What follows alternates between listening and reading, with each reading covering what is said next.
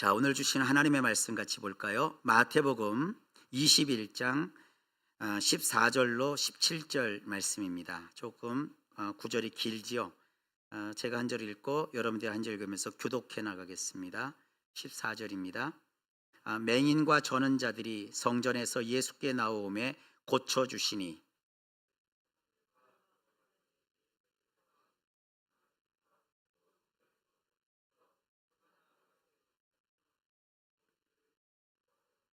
예수께 말하되 그들이 하는 말을 듣느냐. 예수께서 이르시되 그렇다. 어린아기와 젖먹이들의 입에서 나오는 찬미를 온전하게 하셨나이다 함을 너희가 읽어본 일이 없느냐 하시고.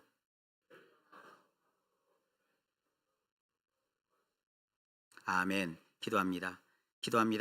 아버지, 오늘도 말씀하여 주시고 우리 모든 성도들에게 그 말씀으로 인한 큰 생명과 또 주시는 은총과 축복을 받아 누리는 복된 삶이 되게 하옵소서.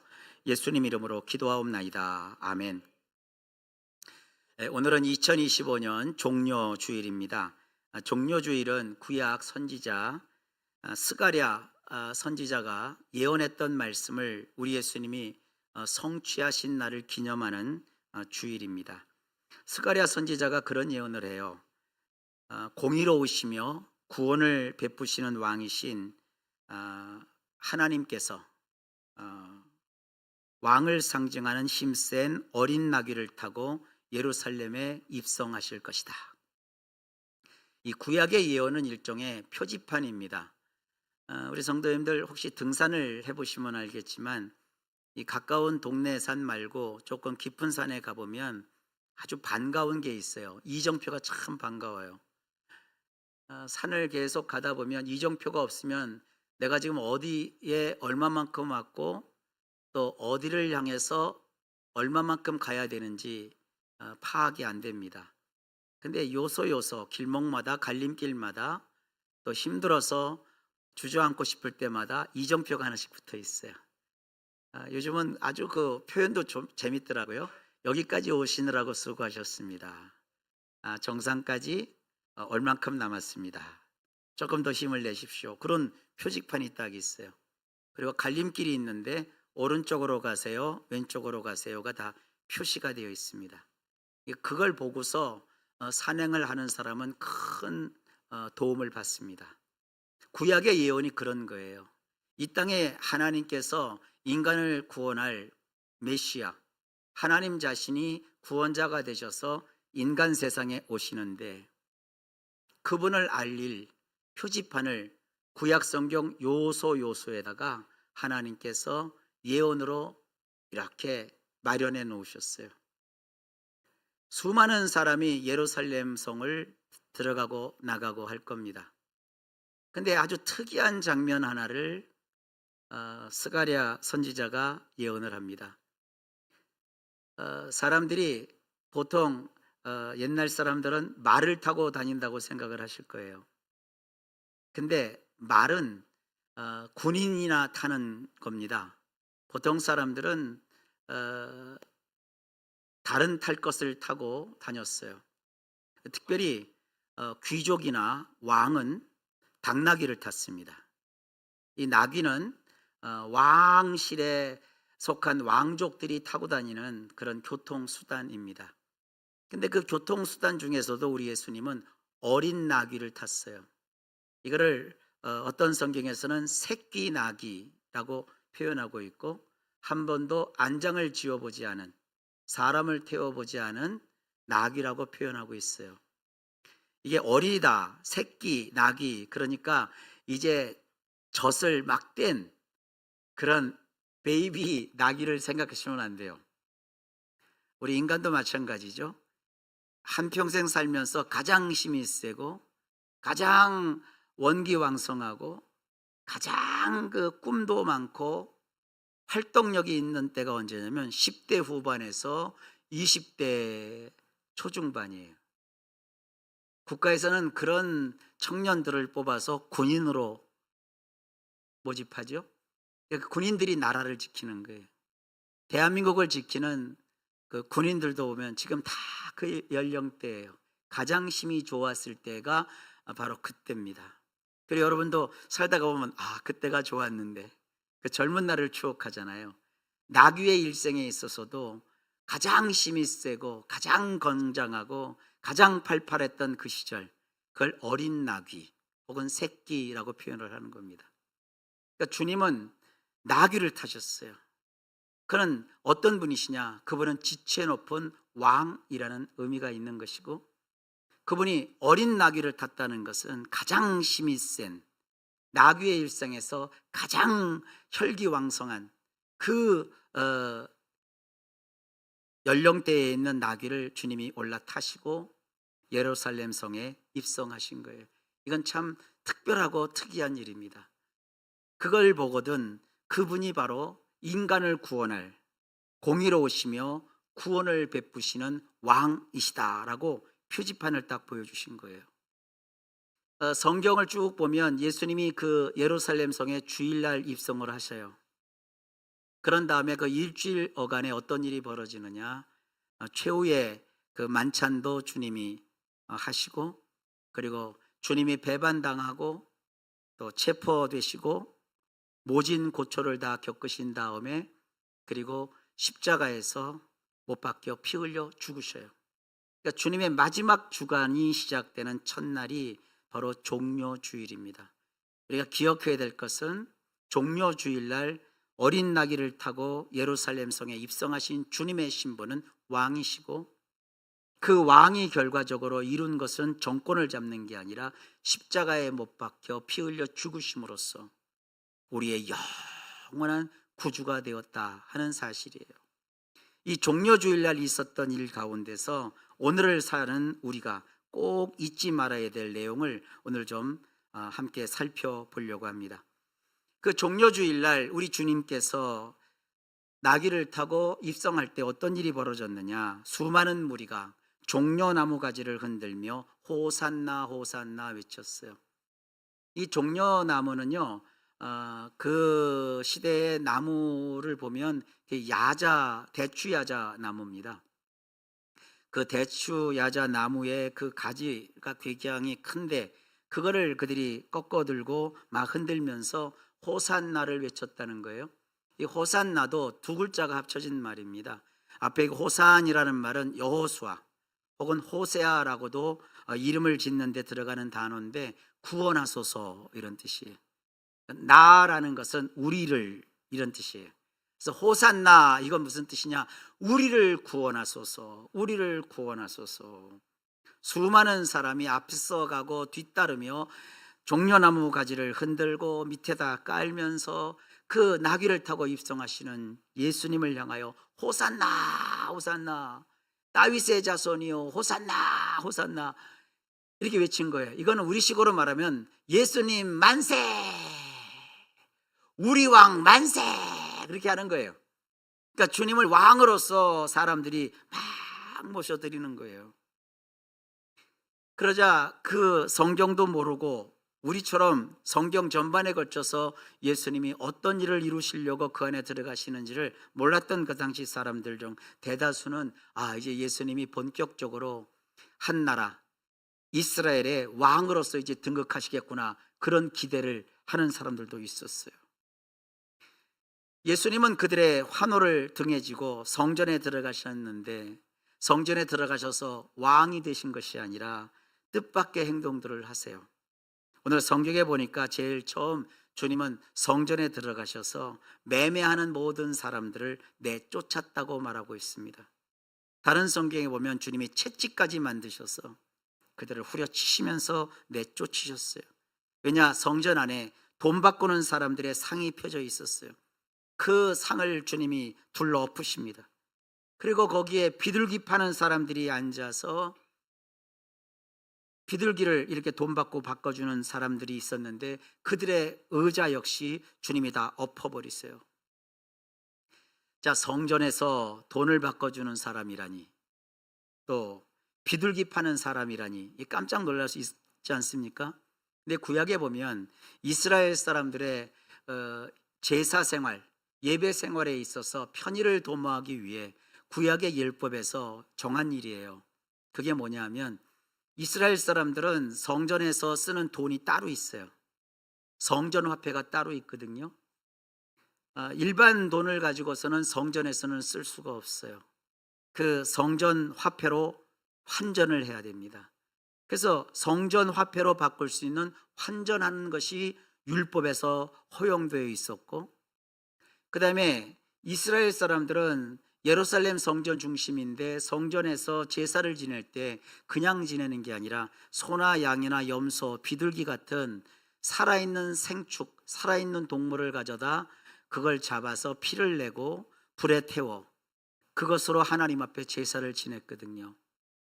그리고 소나 양이나 염소, 비둘기 같은 것을 아무거나 드리면 안 됩니다. 흠도 없고 점도 없고 티도 없고. 이게 성전에서 제사의 제물로 쓸 수 있는 건지 없는 건지는 누가 판별하느냐? 제사장들이 판별을 해요. 자기가 사는 곳에서 제물을 준비해서, 희생 제물을 준비해서 예루살렘에 가지고 와서 드리는 것이 원칙이지만, 그게 예루살렘이라는 곳이 가까우면 모르지만 아주 먼 곳에서 오는 사람들이 있거든요. 이스라엘의 남자들은 1년에 3차례 성전에 와서 제사를 지내야 됩니다. 그러니까 이스라엘 그 중심부에 있는 예루살렘에 오려면 저 북부 혹은 저 남쪽에 있는 자들은 만약에 소나 양이나 염소를 가지고 오다 보면 오는 길에 소나 양이나 염소가 죽기도 하고 병에 걸리기도 하고, 그러면 하나님께 드릴 수가 없는 거예요. 오다가 지금처럼 치안이 잘 되어 있는 것도 아닙니다. 소위 말하는 도적대들이 또 있어요. 강탈해 가지요. 그러니까 고대 사회에서는 이동 수단도 별로 없지만 잘못하다가는 하나님께 드려야 될 그 제물, 그것이 상하여 결국은 드릴 수 없는 것이 돼요. 그러니까 그것을 돈으로 바꿔서, 소나 양이나 염소의 가치에 해당하는 돈으로 바꿔서 돈을 가지고 성전으로 와서 그걸로 그 값에 맞는 소나 양이나 염소를 다시 바꿔갖고 하나님께 드리는 거예요. 그러니까 지금 우리의 경제 개념하고는 차원이 달라요. 근데 거기 장사하는 사람들이 그걸 이문을 놓고 이제 거기서 돈을 버는 거예요. 뭐냐 하면, 하나님께 드리는 소값이 한 마리당 100만 원이면 북쪽에서도 100마리고 남쪽에서도 100마리고 서쪽에서도 100마리고 100만 원이고 이 성전에서도 100만 원을 받아야 그게 맞는 거잖아요. 100만 원이면 하나님께 제사를 지낼 수 있는 최상품 소예요. 근데 이게 감별하는 사람이 제사장들이라고요. 그러니까 100만 원짜리 소를 바치려고 100만 원을 준비해 갖고 왔는데 제사장하고 짜가지고 50만 원짜리 소를 이거 제사해도 쓸 수 있다 판정을 해놓고 100만 원을 받고 50만 원은 꿀꺽하고 그리고 50만 원짜리를 바치는 그런 일을 자행했던 거예요. 얼마나 우스꽝스러운 일입니까? 우리가 지금도 그래요. 외국 돈을 바꿀 때 환전을 할 때 그대로 바꿔주지 않죠. 수수료를 떼잖아요. 근데 하나님 앞에 드리는 성전세는 수수료 같은 이문을 못 붙이게 되어 있어요. 값어치 그대로 가지고 나와서 교환의 의미만 있는 거예요. 근데 이 약삭 빠른 사람들이 그 성전에 진을 치고 율법이 정한 바 그것을 악용해서 돈 버는 수단으로 성전에서 돈도 바꾸고 비둘기도 팔고 이런 일을 자행했던 거예요. 그러니까 주님이 그들을 향해서 뭐라고 얘기하시느냐, 나의 집은 모든 사람이 모여 기도하는 집인데 너희가 강도의 소굴을 만들었다. 강도라는 것은 자기가 뭔가 이익을 취하기 위해서 남을 해하는 자들이잖아요. 겁박하기도 하고 폭력을 행사하기도 하고 속이기도 해서 재물을 강탈하고 뺏는 자들이잖아요. 하나님의 거룩한 성전에서 그런 짓들을 하니 하나님이신 예수님께서 얼마나 그들을 책망하셨으며 그들을 내어 쫓으셨냐 이거예요. 굉장히 중요한 거 아니겠습니까? 이문을 보려면 세상에서 이문을 봐야죠. 성경은 절대로 어떤 금융에 있어서 돈을 대부해주고 빌려주고 이익을 취하여 이자를 받는 일을 정죄하지 않습니다. 그런 것은 당연한 것이고 아주 합리적인 적당한 이윤을 받는 것을 율법이 허용하고 있어요. 그러나 하나님의 일에서만큼은 그게 아니거든요. 예를 들어 내가 저기 한 시골에서 목자로서 양을 치는 자인데 그 양 가운데 벼르고 별나서 가장 좋은 양, 이건 하나님께 바쳐야 될 양이라고 이렇게 준비를 했어요. 근데 그 양을 가지고 갈 수는 없으니까 그 양의 값어치만큼 돈을 준비해서 가지고 왔다고요. 성전에 와서 하나님께 그와 똑같은 최상품의 양을 바치려고 했는데 그 돈 가지고는 택도 없는 거예요. 그 최상품의 양을 하나님께 바치려면 지금 가지고 있는 돈에 몇 곱을 해야 바치는 거예요. 그런 상황이 벌어진 겁니다. 인간이 볼 때는 이게 수지가 맞는 얘기지만 하나님이 볼 때는 틀린 얘기거든요. 하나님 앞에 준비했던 그 정성스러운 마음을 그대로 가지고 와서 온전하게 하나님께 드려야 그것이 맞는 거 아니겠어요? 그것이 다 흐트러져 버린 그 세상에 주님이 들어오셨어요. 그러니까 주님이 그들을 다 내쫓으시는 거죠. 이게 종려주일날 우리 주님이 하셨던 첫 번째 일입니다. 그 다음에 그 성전에 여러 사람들이 왔어요. 맹인들과 다리 저는 사람들이 그 성전에 있는데 예수님이 성전에 들어온 걸 보고 예수님께 그들이 나와요. 맹인은 앞을 못 보는 분들입니다. 다리를 저는 사람은 나면서부터 다리를 저는 사람도 있지만 살다 보면 여러 가지 사고를 당하게 되잖아요. 또 나이가 들어서 다리에 또 병이 생기기도 하잖아요. 그래서 심한 어려움을 갖고 있는 사람들이 예수님께 다가옵니다. 그러니까 주님이 어떻게 하셨느냐? 그들을 죄다 고쳐주십니다. 그런데 그렇게 행하시는 예수님을 옆에서 보고 있던 대제사장들과 서기관, 이 대제사장들은 소위 말하는 목사님들 대표예요. 목사님들 중에서도 시시한 목사님이 아니라 대표격 되는 그런 목사님들이에요. 서기관들은 지금으로 말하면 신학대학 교수쯤 되는 사람들이에요. 종교 전문가예요. 지도자들이에요. 종교 신학 박사님들이에요. 이 사람들이 예수님이 하시는 그 일을 보더니 이 사람들은요 화가 났어요. 근데 사람이 화가 났는데 예수님께 직접 화를 풀지 않고 빌미가 하나 생겼어요. 어린아이들이 그 성전 밖에서부터 예수님 들어오실 때 어른들이 다 호산나 다윗의 자손, 호산나 다윗의 자손이요, 예수님 만세 만세 하니까 애들은 신바람이 났어요. 그 예수님이 성전에 오니까 애들이 계속 예수님을 향해서 호산나 다윗의 자손, 예수님 만세 예수님 만세 막 그러고 있는 거예요. 그러니까 이 대제사장과 서기관들이 예수님을 대해서 이렇게 말합니다. 예수님, 저 철부지 아이들이 성전에서조차 저렇게 떠들어대는 소리를 당신은 가만히 듣고만 있는 것이요? 그러니까 예수님이 참 멋진 얘기를 하세요. 그렇다. 어린 아기와 젖먹이들의 입에서 나오는 찬미를 온전하게 하셨다함을 시편에서 너희가 읽어본 일이 없느냐? 이렇게 주님이 그들에게 핀찬을 주세요. 그래서 성경은 그 상황에서 이렇게 얘기를 합니다. 이에 대제사장들과 서기관들이 예수께서 하시는 그 놀라운 일과 또 성전뜰에서 소리를 높여 하는 그 소리를 듣고 화가 났다. 이 놀라운 일을 성경은 이상한 일이라고 번역을 했어요. 근데 이 원문을 보면 이 이상한 일이라고 번역한 이 단어는 신기한 일, 신비로운 일, 기이한 일, 참 깜짝 놀랄 미스테리한 일, 그런 뜻이에요. 그렇죠. 성전에 들어오셔서 한 번도 앞을 보지 못한 사람의 눈을 뜨게 하시고 잘 걷지도 못하는 사람들을 그 자리에서 치료하여 걷게 하시니 정말로 이거보다 신기하고 기적적인 일이 어디 있습니까?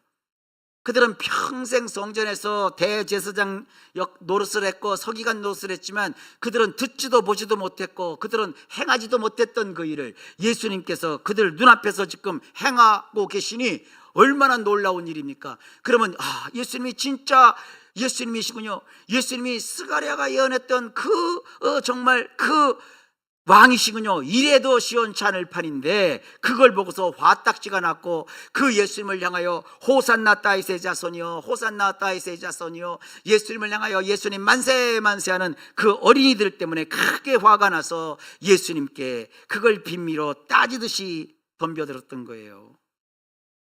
예수님은 정말 모든 걸 다 포용하시지만 아닐 때는 아니라고 하시는 분이세요. 야, 어린아기와 젖먹이들의 입에서 나오는 찬미를 온전하게 하셨다.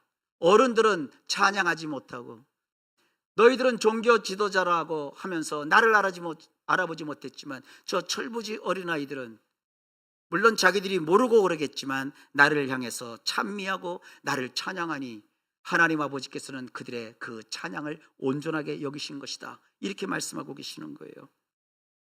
그런 다음에 오늘 본문에 보면 예수님은 거기에서 떠나 성 밖으로 나가 베다니에 가서 거기에서 유하셨다라고 말합니다.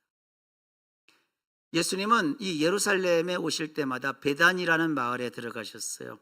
그 베다니에는 여러분 잘 아시는 마리아, 마르다, 죽었다 살아난 나사로가 있는 그 조그마한 동네예요. 예수님은 정말 인생에 있어서 예수님 일생에 있어서 가장 중요한 일을 하시기 위해서 그 예언을 따라 왕으로서 예루살렘 성에 입성하셨지만 그 하루 첫날에 다시 밖으로 나가셔서 베다니에 가서 머무셨어요. 그들과 함께 하셨어요. 굉장히 중요한 얘기 아닙니까? 예수님은 호산나를 외치는 환호하는 사람들 틈바구니에 계셔서 영웅 대접을 받는 것을 좋아하신 것이 아니라 그 사람들에게서 떠나서 사랑하는 마리아, 마르다, 나사로가 있는 베다니에 가서 그들과 함께 하룻밤을 지내신 거예요. 그 다음 날부터 주님은 정말 고단한 일정을 지내십니다. 이 기독교 그 역사를 쭉 보면 그 예수님이 무슨 요일날 십자가에서 죽으셨을까? 그게 아직도 논쟁 중이에요. 전통적으로 천주교 영향을 받아가지고 예수님이 금요일날 돌아가셨다 이렇게 얘기를 하지만 그러나 학자들은 예수님이 십자가에 못 박히신 날이 수요일 아니면 목요일일 것이다 라고 주장하는 학자들도 꽤 많이 있어요. 그러니까 주님은 주일날 이렇게 종려주일 이후에는 계속해서 이 죽음을 향해서 한 걸음 한 걸음 내딛고 계셨던 거예요. 아주 주님의 마음은 인간적으로 볼 때는 참담하신 거죠. 그리고 주님의 그 거룩하고 순결하고 정결한 몸에 죄를 뒤집어 쓰셔야 되고 모진 고난과 고통뿐만 아니라 배반과 아픔을 받으셔야 되고 정말 죽음을 앞에 두시고 얼마나 주님이 힘들고 고단하게 여기시고 지체하셨는지 성경을 보면 우리가 잘 알 수 있어요. 그럴 때 주님이 그 첫날 밤에 베다니에 들어가셔서 그 사랑하는 자들과 함께 있었다는 것은 굉장한 의미가 있습니다. 자, 여기서 세 가지만 교훈을 좀 받읍시다. 첫 번째, 예수님은 사람들의 환호보다는 사람들을 회복하는 데 관심이 있으셨어요. 맹인과 전원자들이 성전에서 예수께 나오매 고쳐주셨다. 성전에 들어가신 예수님은 성전 정화부터 하셨고요. 구약 제사의 편의를 위해서 동서남북 사방각처에서 성전으로 찾아오는 자들을 위해 성전에서 쓸 돈을 환전해 주기도 했고 제사에 쓸 희생제물을 돈을 받고 파는 일을 했는데 그것을 돈벌이 수단으로 악용하는 자들이 성전에 진을 치고 있었던 그때였습니다. 주님은 그런 자들의 형태를 가리켜 강도의 소굴이라고 평하셨어요. 성전은 장사를 하여 이문을 남기는 장소가 아니라 만인이 와서 기도하는 집이라는 사실을 주께서 일깨워 주십니다. 오늘날도 마찬가지예요. 오늘날의 성전은 없지만 오늘날 교회가 구약의 그 성전의 역할을 하는 거예요. 주의 교회는 무엇보다 모든 사람이 와서 기도하는 곳입니다. 성전은 장사를 하여 이문을 남기는 장소가 아닙니다. 그런 자들을 성전에서 주님은 다 내어 쫓으십니다. 돈을 바꿔주는 사람들이 쓰고 있던 상과 비둘기 파는 사람들이 앉았던 의자까지 다 둘러 엎으십니다. 그야말로 우리말로 발번 세곤해 버리시는 거죠. 그들이 앉을 의자와 그들이 쓸 그 상이 성전에는 있을 필요가 없는 거였어요. 그런 후 예수님은 성전에서 맹인들과 저는 자들을 고쳐 주십니다. 오늘날 기독교도 다를 바가 없습니다. 교회란 기도하는 것이고 그것에 모인 사람들의 연약하고 병든 것을 고쳐주는 곳이라야 합니다. 예수님은 공개적으로 맹인들과 다리 저는 자들을 고쳐주셨는데 오늘날 교회도 예수님의 이름으로 사람들을 고쳐 회복하는 일을 끊임없이 지속해야 합니다. 교회는 병원은 아닙니다. 그러나 교회는 병원에서 할 수 없는 사람을 고치는 많은 일을 합니다. 마음을 위로하고 고쳐주고 너무나도 힘들어하는 사람들이 주님으로 인하여 위로를 받고 또 사람이 의술로 고칠 수 없는 병들을 주께서 기적을 베푸셔서 고쳐주시는 일이 교회를 통해서 계속해서 일어날 줄 믿습니다. 왜냐하면 예수님이 그렇게 하셨기 때문입니다. 당시 종교 지도자들인 대제사장들과 서기관들은 심지어 예수님을 향하여 호산나 다윗의 자손이라고 외치는 어린이들을 보고 화가 나서 그들이 그런 외침을 하지 못하도록 금지시키려고 했습니다. 어린이는 그 당시에 약자들을 상징합니다. 하나님은 어린 아기와 젖먹이들의 입에서 나오는 찬미를 온전하게 하시는 분이십니다. 교회는 예나 지금이나 어린 아기와 젖먹이들의 입에서 나오는 찬미를 온전하게 하시는 하나님의 뜻을 이루는 곳이어야 합니다. 교회는 내가 세상에서 성공했다고, 내가 세상에서 많은 걸 가졌다고, 내가 세상에서 권세와 그 놀라운 권위를 가졌다고 교회 앞자리에 앉을 수 있는 것이 아닙니다. 제가 옛날에도 자주 얘기했죠. 교회에 만약에 대한민국 대통령이 와도 교회는 성도들이 앉는 자리에 앉아 있는 겁니다. 요즘 교회들 보세요. 사회 유명 인사들이 오면 따로 자리를 마련해서 거기에 앉혀놓고 칭송하고 박수 쳐줍니다. 그건 교회가 할 일이 아닙니다. 반대로 얘기하면 그건 자기들이 교회가 아니라는 얘기예요. 사회에서 대접받는 사람이 교회 와서도 대접받으면 그게 무슨 교회입니까? 그냥 사회기관이죠. 교회는 모든 사람이 하나님 앞에서 공평합니다. 평등합니다. 누구든지 주님 앞에 나올 수 있는 겁니다. 있는 모습 그대로 주 앞에 나오는 겁니다. 많이 가진 자는 많이 가진 자대로, 없는 자는 없는 자대로 주의 제단에 와서 하나님을 찬양하고 주님께 경배해야 합니다. 요즘 어떤 분들이 그래요. 외국인들이 하는 건데 교회들이 너무 고급스럽게 만든대요. 인테리어를 고급스럽게 하면 고급스러운 인테리어에 익숙한 사람들은요, 고급 호텔만 다니고 고급 레스토랑만 다니고 아주 품격 높은 데만 찾아다니는 분은 교회에 와서 교회도 내가 올 만한 곳이다 생각을 하지만 없이 사는 사람, 없는 사람, 이런 사람들은 교회가 낯설어요. 여기는 나같이 가난한 자, 나같이 미력한 자는 올 수 없는 곳이다 이렇게 생각해 버린다고요. 근데 교회가 평균을 맞추는 게 쉽지 않습니다. 그래서 늘 이제 교회 여러분들도 여기 다 장로님들도 되셔야 되고 그래요. 제가 지금 계속 기도하고 있어요. 보통 우리 장로교법에 따르면 한 사람의 장로는 세례교인 25명당 한 명씩이거든요. 그래서 우리는 교회 세월이 오래됐어요. 그동안 정말 교회에서 수고하고 봉사하고 섬기는 분들이 참 많으신데 제가 기도해요. 하나님, 그분들이 다 장로가 될 수 있도록 하나님 도와주세요. 그럼 한 사람당 25명씩 가면 어느 정도면 되겠죠?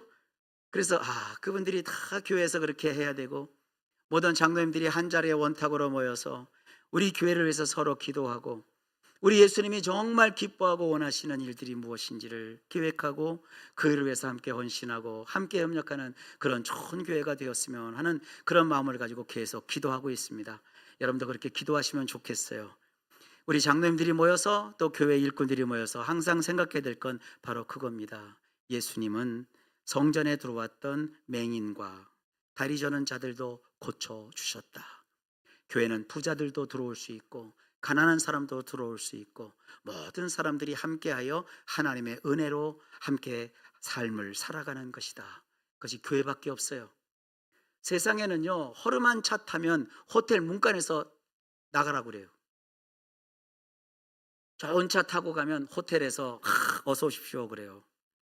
허름한 차를 타고 오면 저기로 물리쳐버려요. 아주 옛날에 들었던 얘기인데 방송국도 그런가 봐요. 여러분 혹시 손봉호 교수님 아십니까? 그분이 한동안 아주 젊으셨을 때 서울대 교수하셨을 때 철학과 교수하셨을 때 우리나라 큰 방송국에 가서 패널로 가셔갖고 여러 가지 얘기를 하셨어요. 근데 그분이 차를 참 썩음썩음한 걸 타고 다니셨어요. 그 당시 제가 듣기로는 옛날에 르망이라는 그게 있었는데, 르망도 중고 르망을 타고 그 K 무슨 방송국에 가셨대요. 그랬더니 그 앞에 수위가 안 들여보내주더래요. 그래서 내가 여기 방송 때문에 왔다 그러니까 저기 구석에 가서 차 세워놓고 들어가 그러더래요. 근데 이분 교수님 오셨으니까 방송국 윗대가리부터 아랫대가리 와서 기다리고 있는데 안 오시는 거예요. 근데 저기서 그분이 항상 들고 다니는 낡은 그 가방이 있거든요. 그 옆에다 들고 터덜터덜, 키도 작으셔요. 오니까 막 난리가 난 거예요. 여러분, 우리가 사람을 외모로 보면요, 이거 큰일 나요. 지금 한국 사회가 외모로 사람들을 그래도 많이들 보더라고요. 우리 교회에서는 그러지 말아야 돼요. 모든 사람이 교회 안에서는 평등합니다. 모든 사람이 존중을 해야 되고 존중받아야 되고, 그리고 너희 중에 큰 자가 되고자 한 자는 먼저 작은 자가 되라고 했어요. 섬김을 받고자 한다고 하면 먼저 섬기는 자가 되라고 했어요. 세상을 향해서 교회가 이렇게 해야 된다 저렇게 해야 된다 외칠 필요 없어요. 오늘날 교회가 이거 하나 잘하면 돼요. 교회 다니는 사람 한 사람도 소외감 느끼지 않고, 세상 살아가는데 시리와 좌절에 빠져 있는 사람이 적어도 교회 와서는 삶맛을 느끼고 인간답게 대접도 받고, 그런 교회가 되기를 주의 이름으로 축복합니다. 우리 교회에서는 그런 좋은 에피소드가 많아요.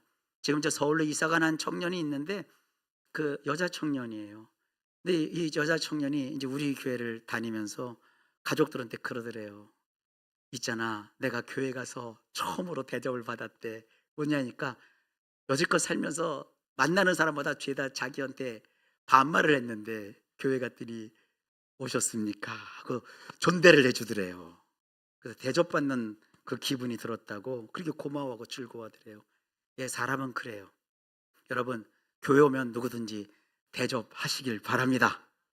이런 것이 교회에서 습관화가 되고 우리 아이들이 그런 걸 배우고 사회에 나갈 때, 앞으로 보세요. 미래 한국 사회는요, 남을 섬길 줄 아는 사람, 남을 배려할 줄 아는 사람, 남을 베풀 줄 아는 사람이 정말 크게 성공하는 우리 대한민국 좋은 나라 될 줄 믿습니다. 두 번째로, 예수님은 종교 권력의 눈치를 보지 않으셨어요.